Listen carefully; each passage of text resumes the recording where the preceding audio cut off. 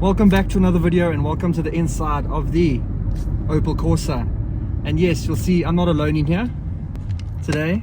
I've got a friend, Mr. Switch Off, who I probably don't have to introduce to you because he's one of the GOATs and you're probably more subscribed to him than you are to me. But anyway, he's here with me today and we're checking out the new Opel Corsa.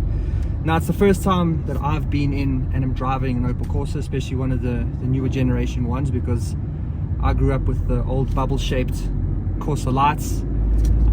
But yeah, so far I'm impressed. I think the build quality is pretty good. It drives really nicely. Throughout the video I'll take you through some of the specs, pricing, performance, design and everything like that. But I just wanted to ask him a quick question because I know that he's been in some of the competitor cars like the new Polo. So I think comparing this one, which is the higher spec GS line, which has got about 96 kilowatts, I wanted to get his opinion on how he thinks it fares against the top of the range Polo.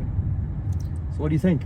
So the thing is, Polo can get very pricey depending on how you spec it. Yeah. But an R-Line Polo, the 85 kilowatt version, for me is a bit ahead than this because of how much it offers at that price point as well, because 460 is a lot of money. If this was, let's say, 30,000 rand cheaper, then this would be a true contender for the Polo. Yeah. But once you say 460,000 rand, a lot of people are gonna look away from this and look more to a Polo. Yeah. Because I think it makes sense to get a Polo for 460 than to get an Opel for 460, Yeah. just because of the brand that Volkswagen is currently right now in South Africa. So they don't have to do a lot of explaining in terms of the Polo, whereas here I think Opel needs to do a lot of explaining as to why this car is 460,000 rand. Do you recall offhand if the warranty and stuff matches something like this? Which No. five, because here it's a 5-year 100,000 K. So what do you know what the Polo would have been? So Polo warranty, I stand to be corrected, but off the top of my head I think it's 3-year 45,000.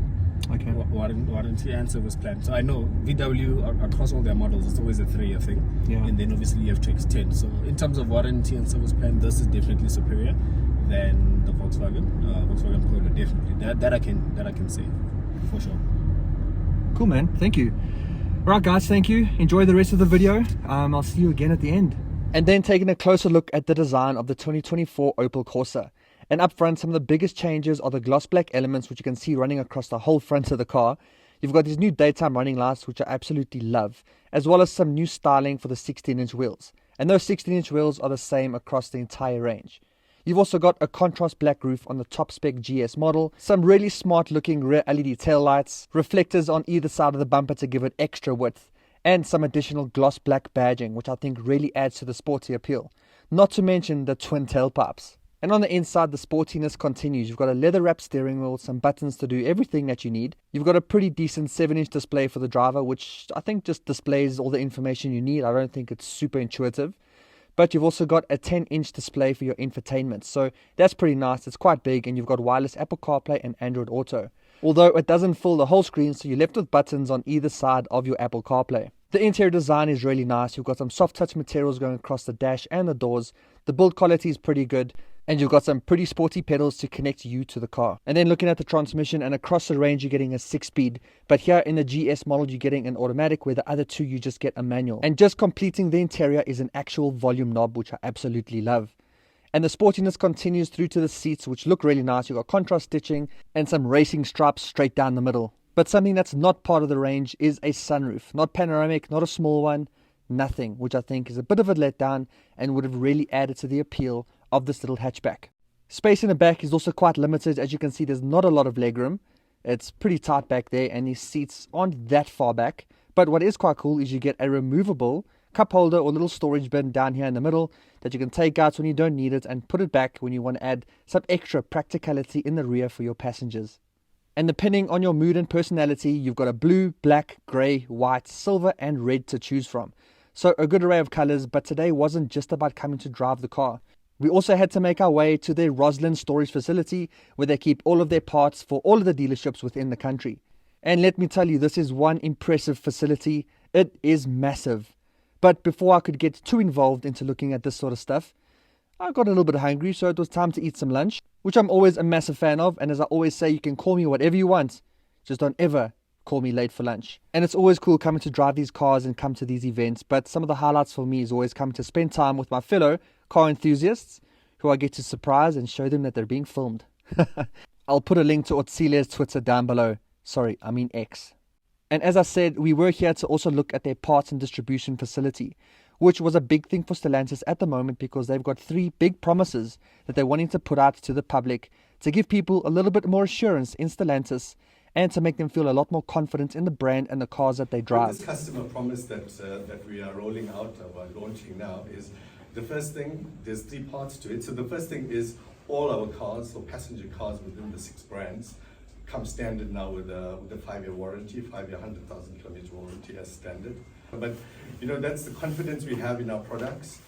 The second aspect, obviously, because our cars are coming from overseas, built overseas, so our parts, when the cars break down, etc., it's availability of parts, and that's why you guys are here now. I mean, Anne will share the stats with you on our fill rates, etc. Which I can tell you about right now. And for all of their service parts and parts required for regular servicing for all cars in the country, that will always sit at around 95% at any given time. And then for all crash parts availability and everything required for when you are in an accident, but parts not required all the time, that sits at about 92%. We guarantee that you will be mobile, either in the form of a courtesy car, which we rolled out last month actually, so all our dealers have excess capacity in terms of courtesy cars, or whatever you may choose in that respect. And we're going one step further in that, I mean, if you are driving a CSUV, we're not going to put you into a hatch, okay? So we will compare it so that your lifestyle doesn't change. And then it was time to check out the warehouse, but safety first in the form of pink helmets and reflective vests, which I think are absolutely pulled off. So they showed us around some of the technology that they've got in the form of scanners and printers to always make sure that things are where they should be at any given time and are always able to find them whenever they need them. There's shelves and racks and racks and racks upon racks, and it goes on forever.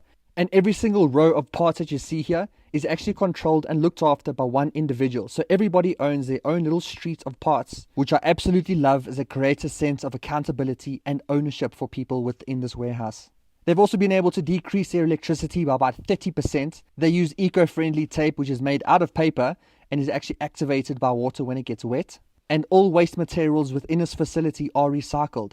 That's almost up to 95% of all waste is recycled out of this place, which I think is absolutely brilliant. Okay, now back to a place where I'm more familiar with, the driver's seat. So let's talk a little bit more about the car. And then to talk a little bit around the pricing, the engines and the spec that you can get. So there's 3 different options that you can choose from, all pricing from about 370 to 460,000. I'll have everything on screen for you.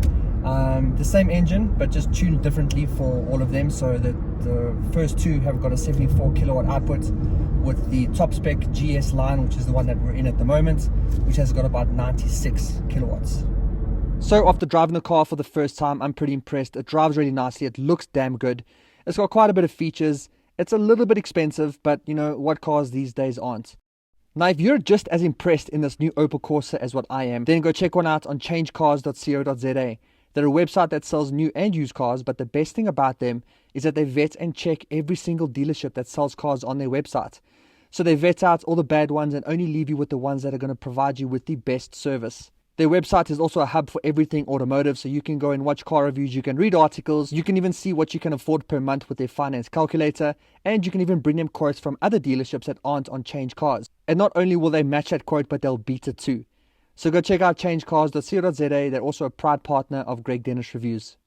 So thanks for watching another Greg Dennis review. I hope you enjoyed this and you learned a little bit more about the Opel Corsa. But make sure that you're subscribed so that you don't miss the full review when I get the car on test. So until then, I'll see you in the next one. Cheers.